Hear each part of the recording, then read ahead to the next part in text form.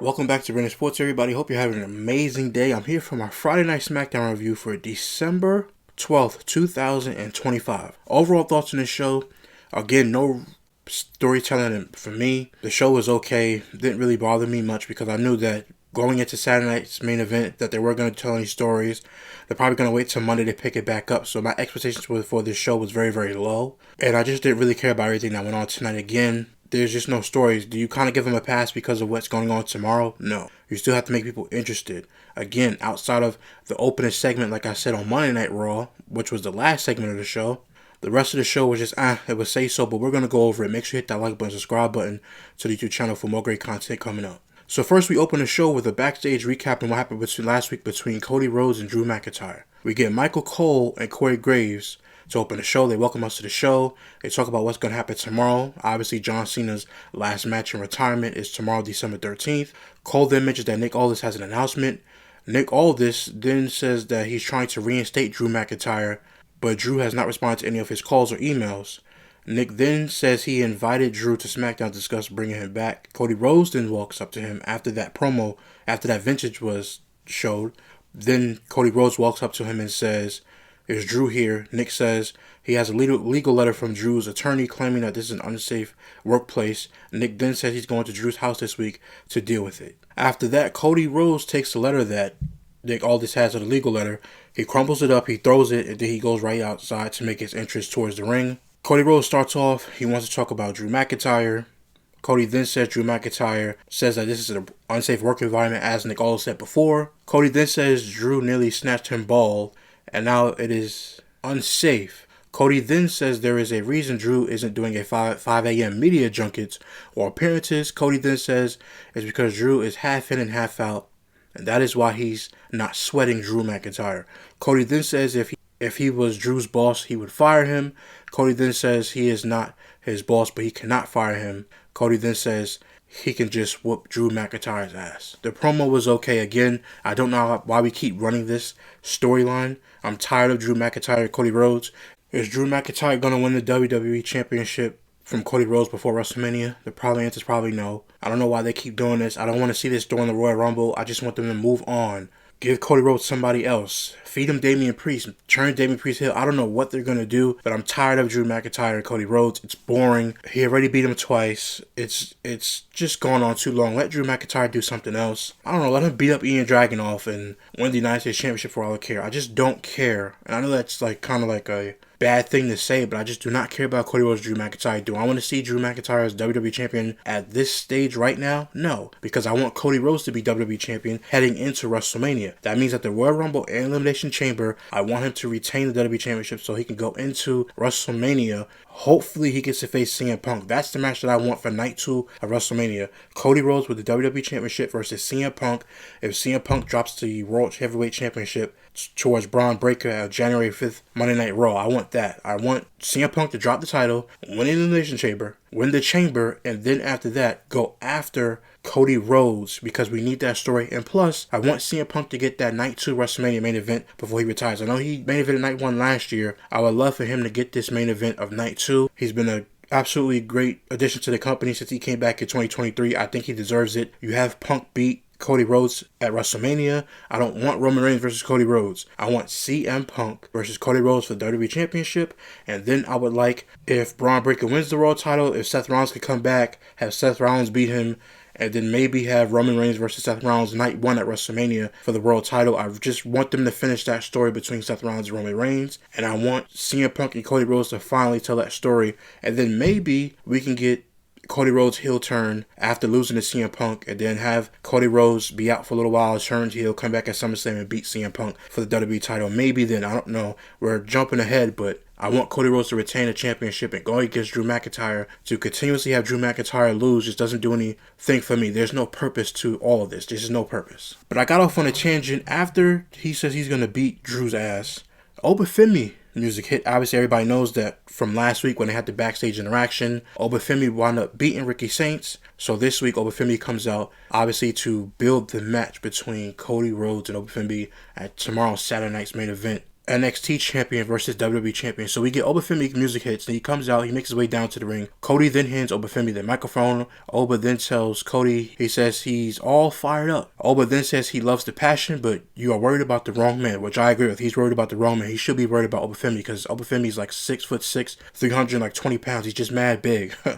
But says you're worried about the wrong man, and Drew McIntyre is not here. Oba then says NXT champion is in the building tonight. Oba then introduces himself to Cody Rhodes. He says that he is the ruler, the destroyer, the bringer of war, mountain you cannot climb, and your opponent tomorrow night. Oba then says, in the spirit of Saturday night's main event, it is the present versus the future. Oba then says they talk about the future is distant. Oba then says he is knocking on Cody's door, and the future is now. Oba says, using hustle, loyalty, and respect, your time is up and his time is now. Obviously a quote from John Cena. Then Cody Rhodes says, he mentions that was a John Cena quote, and he is glad he looks up to John Cena. Cody then says he is the man who beat John Cena for the WWE Championship. Obviously Cody Rhodes beat John Cena for the WWE title at SummerSlam. Cody then starts to walk away. Obafemi grabs his arm. He raises the NXT Championship high up in the air, and Cody Rhodes raises the WWE Championship high in the air. Now, for me, this is just a good segment, just to build up a match. Again, John Cena said a lot of these matches are probably not going to be canon, and canon means that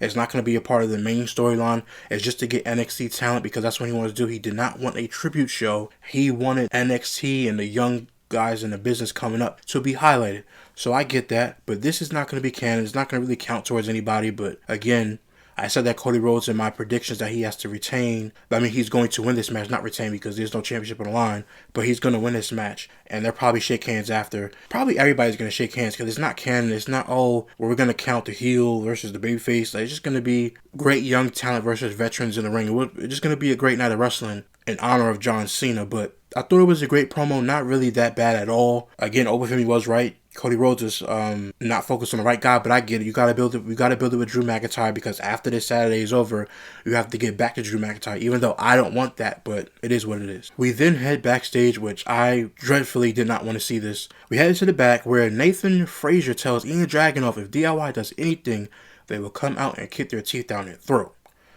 Axiom then says if Ian Dragunov needs their help, they will be out there. Dragunov then says he will uphold the tradition of the challenge, and he will do it alone.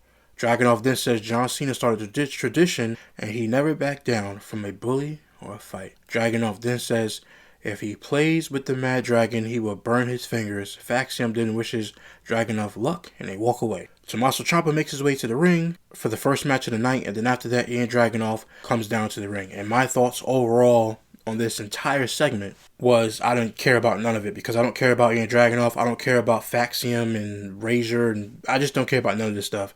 It's not interesting to me. Again, I keep asking everybody, make sure you put down in the comment section down below, what is Ian Dragunov? I don't care about Nathan Frazier. I don't care about Axiom, I'm sorry. I don't care about these guys. They have done nothing since they've, didn't they lose tag team titles, or you just don't even know, because it's just so frustrating that I don't care about these people. And there's no disrespect to them. Again, it's not personal. It's about storyline and business. Business sense, I don't care about these guys, because every week you make me not care. The only thing that you care about is that they took off Axiom's mask. That's the only thing that you say that makes you care about anything. Other than that, this was just boring. It was boring, and again, it's not personal with Ian Dragunov. I just don't care about the character. What is Ian Dragunov's character? Who is he? A guy who just wants to honor John Cena and fight. That's it. There's no character development. It's the same thing. And I never ever mentioned this on here, but I kind of go back to what Vince Russo used to say back in the day. Vince Russo would say, Sasha Banks would say she is the boss. And he would say, what are you the boss of? Like now she's in AEW, she goes by, she's the CEO. What are you the CEO of? What are you the boss of? Make it make sense. Give me something. All you gotta do is give me something. Now, if I like it or not, it's just a different opinion, but give me something. What is Ian Dragunov? And people gonna think, you're just picking on him and you're beating him up. What is Ian Dragunov?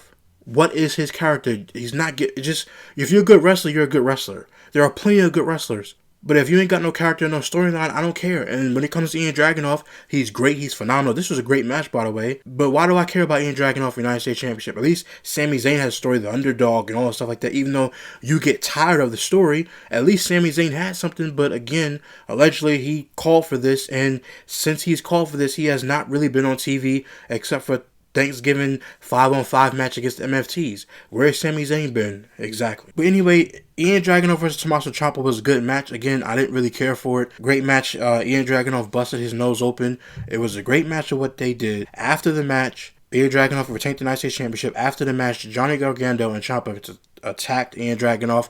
Carmelo Hayes comes out. Seems like he's going to be a babyface moving forward. I would love to see Carmelo Hayes actually beat up Ian Dragunov and win the United States Championship and just go back to being heel, because his charisma as a heel is just fantastic. But he helps him up. He picks him up. Both men, they both shake hands, which you can see he's basically the babyface. But all in all, Ian Dragunov, again, he's a great wrestler. Tommaso Ciampa, Johnny Gargano are great wrestlers. But the crowd doesn't care about Johnny Gargano and Tommaso Ciampa. At Candice LeRae, they don't care about DIY. I've been telling you guys for the past 2 or 3 weeks. They don't care. The crowd doesn't care. Now, Tommaso Ciampa did get booed tonight, which is a sign of life in the crowd, but nobody cares. Nobody cares about DIY. Turn them heel, split them up. Let Tommaso Ciampa be the same guy he was in NXT Black and Gold. A true cold-blooded heel that was going to beat everybody up, do the sneaky stuff, and win the United States title. If you do that, I'll take it. But as a tag team, the crowd doesn't care. The crowd doesn't care. I don't care. It is what it is. But it was a great match. Still just didn't do anything for me. Then we get Kathy Kelly backstage. She's interviewing Javon Evans, who I think is really fantastic. He's amazing. He's a young guy. I don't think he's going to get called up yet. People are going to want him to be called up. I still don't think he's going to get called up for like another year. Honestly, he probably won't get called up until next year. To be honest, if not next year, probably early 2027. And the reason why I say this is because in NXT, he's going after the NXT Championship. He's going against Ricky Saints. Ricky Saints had a heel turn, so we'll see what all that stuff's about in NXT. But I do think they'll keep him down there to be the face of NXT for a while, him and Trick Williams. I don't know when Trick Williams is going to get called up, by the way, but we'll see. But I think they'll keep him down there. They'll give him the NXT title. They'll give him a nice run. And maybe for like 6-7 months, they'll give him a nice run. He'll probably feud with Ricky Saints, and then everybody probably get called up by next year. Probably the latest next year. But right now, it's December. It's the end of the year, so I don't really see him getting called up now. Maybe he'll be a guest spot in the Royal Rumble. I don't think they're going to do anything with him at WrestleMania. He'll probably have to wait till SummerSlam Survivor Series next year to get called up. But it's not a bad thing. Just let him continue to develop, because he's a very, very young guy, and he's actually phenomenal. And I really like Javon Evans. So we have Kathy Kelly backstage with Javon Evans. Evans tells Kelly that he is wrestling on the biggest stage of his career, which is tomorrow, him and Leon Slater versus AJ Styles and Dragon Lee for the WWE World Tag Team Championships. That's going to be tomorrow. I think it's going to be a phenomenal match that they're going to wrestle in. Then we get The Miz shows up backstage and says this is all wrong. He then says Kathy should be interviewing him about his match tomorrow, but he doesn't have one. He then says Evans wasn't even born when Cena started wrestling. Evans then says The Miz had a chance to be on the show, but he lost twice. Evans then challenges The Miz to a match. And The Miz says that he is going to Nick Aldis and he will get their match tonight. He then says if Evans gets injured, he won't make it to Saturday night's main event. And also, Javon Evans kept calling The Miz Unc. Then he said Uncle Miz. And then after the promo, The Miz said nephew. Again, I like Javon Evans. I like The Miz. Maybe veteran versus young guy. You get to still show off what Javon Evans is all about. So I didn't really mind this segment. Again, it's no disrespect to The Miz. Listen, he's going to put over the young guys. It's his time to put over young guys. He's been in WWE since 2006? So, I mean, listen, I don't have any problem with The Miz. He's a Hall of Famer. I think he's a first ballot Hall of Famer. He's won every single championship in the company. He's a great guy in the company. He never embarrasses the company. Sometimes, do I want to see The Miz on TV? No. But I think this particular scenario served its purpose. You get The Miz versus Javon Evans, and you get Javon Evans to be able to show out on SmackDown again to get the main roster used to him. I don't really have a problem with it. It's just The Miz complaining about not being able to face John Cena or be on the card. You get it. But what you are going to do tomorrow on Saturday night's main event, you did on Friday, which is face Javon Evans, which was be a veteran facing the young guys. That's what John Cena wanted it to be about.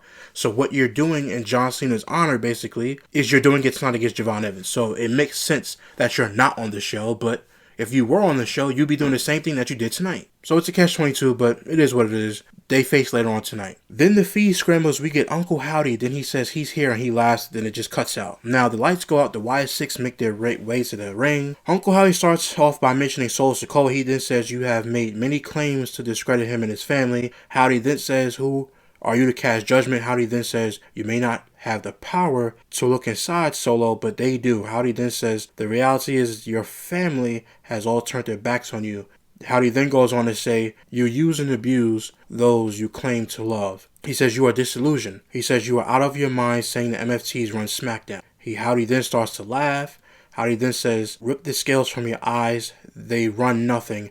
Howdy then says, the Wyatts have their tag titles. Howdy then says, if you and your family want these titles, come and get them. I'm not going to lie. I'm going to be respectful, Bo Dallas. I get he's trying to honor Bray Wyatt, but just do your own twist. It's not going to be the same thing.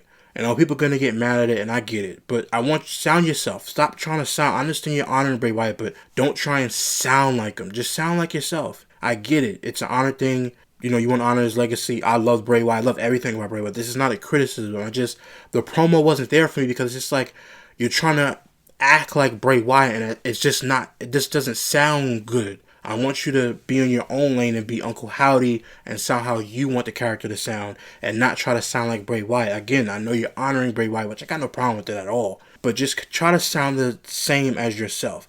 Don't try and copy what he did. Honor him in a different way, which because even Solo Sikoa kind of alluded to it. When he pointed to the sky and said, I'm going to take everything that was his, that's now yours, it will be mine.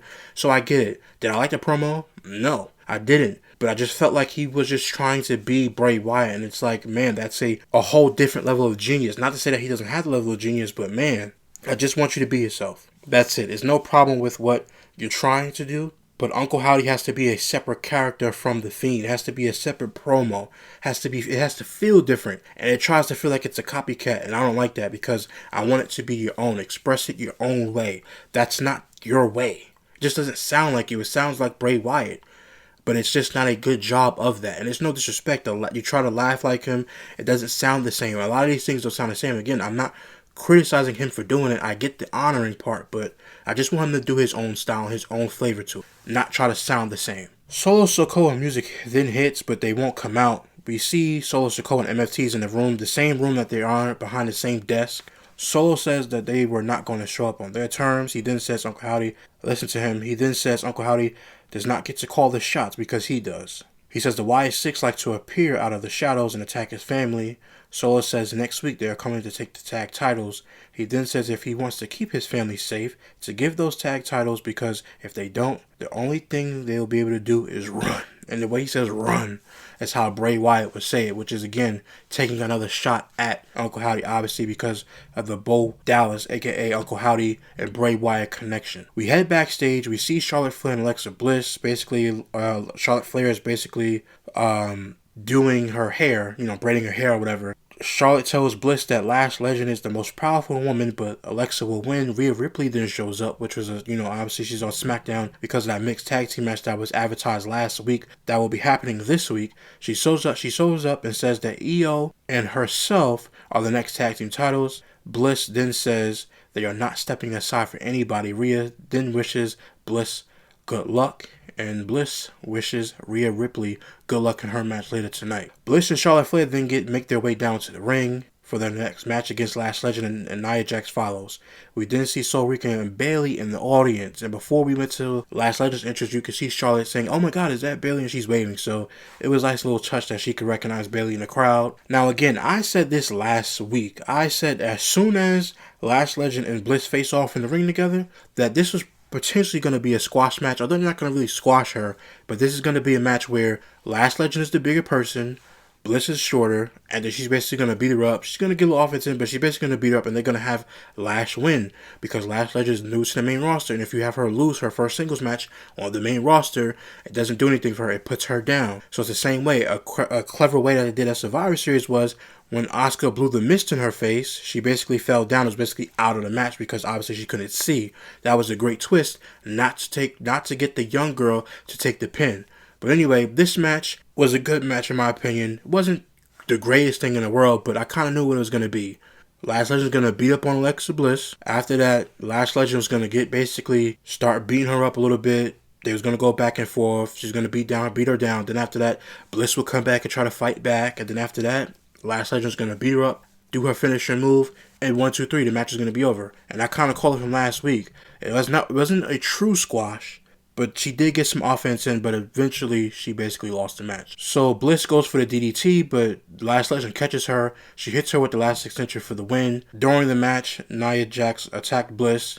Then Charlotte Flair basically kicked Nia Jax in the face. After that, Lash Legend gave Charlotte Flair a bicycle kick and basically went back in the ring and won the match. So basically won the match was Lash Legend. I thought, like I said, it was a decent match. There was nothing really wrong with it. I knew what this was going to be last week. As soon as they announced the match, I said, I know exactly how it's going to go. And it went exactly how I said it was going to go. We then head to the back where Kathy Kelly is interviewing Aleister Black and Zelina Vega. Zelina says it didn't have to come to this. She then says this is happening because Damian Priest doesn't like the man he is. She then says phoning a friend doesn't save him. Black then says if Damian wants to drag his friends to hell, so be it. I actually kind of like that. Aleister Black was very, very brief. It was very brief. The promo was very brief. Cut to the point. They moved on. Thought it was a good promo. Again, now that at the end of the show, which we'll get to, now that this could look like it's over, it's probably not going to be over. Knowing WWE, they're probably going to drag it out until the damn near the new year. But this was, I'm not going to lie, it was short and brief to the point. Aleister Black didn't really have that many words. He said what he said, and then they just kept walking. I actually like that part of it. Then we have The Miz makes his way down to the ring to face Javon Evans next. Now, during this match, The Miz paid tribute to John Cena doing a 5-knuckle shuffle, went for the AA attempt, but other than that, Javon Evans hits a double jump cutter for the win. This was a good match. Again, I'm not the play-by-play type of person in this match. Javon Evans, the young OG Javon Evans, wins this matchup. Like I said, it was a decent match. This match was just basically to display the athleticism of Javon Evans, get the SmackDown crowd used to him, so when he gets called up, it's not a huge shocker or nobody really knows who he is. You're getting used to him being around. Now, as for Lash Legend, if you go back to the other segment, the problem with Lash Legend not getting any reaction is that she's a heel, but the main roster is not used to her yet. I think what they're doing with Javon Evans is a good job because now we get used to Javon Evans being on the main roster. So by the time he gets there, oh, we're used to seeing you all the time, or we're used to seeing you every couple of months, every 1, 2 months, 3 months. We see you wrestling. We know how good you are. Then now we get to see more of your character develop. Lash Legend didn't get that. Nia Jax just brung her up there. They started dominating. And then her debut was on the Survivor Series and War Games on a PLE. So you still had this, the crowd starts to get used to Lash Legend. She's a big presence. Do I like Lash Legend? Yes, I want to see more of her. I'm not going to just jump out and get, oh, I love her and everything else. No, I want to see more from her. She seemed like she has a lot of personality. She looks good as being a heel. I don't really see Lash Legend as a babyface. I think she'll be a heel for a long time with Nia Jax unless they split them up and Lash Legend turns to a babyface. But other than that, I like what they've done so far. But showing Lash Legend, showing her what she's going to do, and with Javon Evans continuously bringing up with The Miz, it was a good match for what it was. Again, this is to showcase the, quote, young OG Javon Evans. Wasn't a bad match at all. Like I said, there's really going to be no story tonight. It's the veteran putting over the young guy, and that's exactly what happened. We then see Rhea Ripley in the back, and Lash Legend and Nia Jax stop by and ask her if she saw what they just did to her. Bliss and Charlotte Flair. Lash then says things are changing. Rhea then asks if that's a threat. She then says Nia doesn't want to have to deal with her. She then says when she and Io want the titles, they will get them. Damian Priest then shows up and says, this is the energy I'm looking for. Jade Cargill then shows up and walks away. Now again, I said this on my Raw review, and I said this last week on SmackDown. What is Jade Cargill doing? Again, you are making the women's tag team divisions feel important. I get it. Io Sky, Rhea Ripley, Bliss and Charlotte Flair, Asuka, Kairi Sane. I get it. Liv Morgan and now Roxanne Perez because Raquel Rodriguez is going after Stephanie Valkyrie women's world title, which I'm glad they acknowledge that. But again, the tag team division is getting a lot of recognition. That's fine. But what about Jade Cargill and her championship? And what I'm about to get to next will basically tell you that they're wasting her time. Here we go. We see Michin come on the screen. She says she knows Jade Cargill will give her everything she's got and promises Jade that she will give her everything she has. As Michin is walking to the ring, Jade hits her with a right hand, sends her into the wall. Jade then says, play my music, and she makes her way to the ring. I'm almost there. Jade then says, she takes the mic and says everyone is going to stop trying her. Jade then says, this is what happens when the women don't know their place. Jade then says anyone can get stepped on. Jade then says that she is that bitch. And Michin makes her way down to the ring with the kendo stick. She starts to hit Jade with the kendo stick. And this is where it's like, okay, you're getting your revenge because she just attacked you backstage. After that, she attacked you backstage. You come out trying to be the brave hero. Oh, I just got beat up. But because I got beat up, let me get my revenge. So she takes the kendo stick, start hitting, and after that, they get in the ring, and then Jade Cargill just boots her in the face and kicks her in the face, which I was glad. I was like, oh yes, this is exactly what I needed. So she hit Michin with the bicycle kick into the ring. Jade looks around. She puts the table back under the ring. By the way, she kicked her because Michin was trying to grab the table from under the ring. Jade Cargill gave a bicycle kick, put the table back in the ring, which the crowd booed because, the crowd, we want tables, which they always chant that, which is very, very annoying. You're not going to get tables all the time. She puts the tables back. Michin then punches Jade. Jade does a choke slam. Jade stands over her. Jade's music plays, and she walks to the back. Now, again, my problem with this was, now that that's over, is I don't care about Michin. And this is not my quote. This is Michin's quote. Mia Yim. This is her quote. She's having difficulty connecting with the fans. And when you say she's having difficulty connecting with the fans, and then you put her out there with Jade Cargill, why? People are just going to want to see Jade Cargill beat her up. And there's no disrespect again. There's not disrespect the person. It's to talk about the character. The character of Michin doesn't relate to nobody. She comes out with a kendo stick and does nothing. I'd rather see B-Fab get this opportunity because at least they're both tall. At least B-Fab, every time I see B-Fab in the ring, she improves. But here's the problem. When is the last time you saw B-Fab wrestle on SmackDown? When? My point. They need to put her in the ring more, whether it's main event, if they put her in NXT, which I do not want them to do. She has a great look. I like B-Fab. I don't know where the Street Profits are, but I like B-Fab. Put her in the ring with Jade Cargill, even though they're both kind of green or whatever, but you could just have Jade Cargill dominate, but at least have B-Fab show something. And she looks like they're a better opponent for Jade anyway. No disrespect to Michin again. I don't connect with her. I don't understand. Yes, her theme song is okay, but nobody cares. She doesn't get a reaction. The last time Michin got a reaction, she was facing Chelsea Green in a dumpster match. That was it. Listen, I'm not saying she's a bad wrestler. I'm not picking on her. All I'm saying is that I don't care. Like, it's not to put her down or anything like that. Just like, man, you just don't care. I don't care about them. I care about Jade Cargill partnering up with somebody, having a good match, and showing that she is the right choice for the WWE Women's Championship. Again, you're taking the tag team division and selling out the two main world titles. I've never seen two world titles be sold out for a tag team division. I've never seen this ever in the company's history. I don't know when was the last time they ever even tried to do this. It seems like the Women's World Championship is not important. It seems like the WWE Women's Championship is not important. But anyway, we then get Obafemi video package. It was a nice video package. Aleister Black and Selena Vega make their way down to the ring for the main event of the night. Rhea Ripley and Damian Priest follow. Again, I will say, it was a good match. I told you guys I'm over this storyline between Damian Priest and Aleister Black. Now Selena Vega and Rhea Ripley. The winners of the match were Damian Priest, and they eradicated Rhea Ripley after the match. Damian Priest and Rhea Ripley celebrated in the ring to close the show. Now, here's my problem. I hope this was the end, because if it's not, I'm going to be frustrated and upset.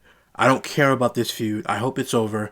Give Aleister Black the United States Champion. Again, I'm not trying to pick on Ian Dragunov. I just simply don't care about Ian Dragunov like that. And I hope his fans probably like, oh my god, he's such a great wrestler. Listen, he's a good wrestler. At least Aleister Black, he has a great entrance, and you know what he's about already, because he's been here before. Ian Dragunov, yeah, he's been here before, but he got hurt right away, then he left, then he came back from injury, and again, Sami Zayn dropped the title to him. Do I care about that? No. What I would like to see is Aleister Black, after this feud with Damian Priest is over, maybe they get another rubber match, fine, whatever. But after this is over, I want to see Damian Priest go for the WWE Championship during the Royal Rumble. I don't care if it's babyface versus babyface. We've gotten heel versus heel before. We've gotten babyface versus babyface before.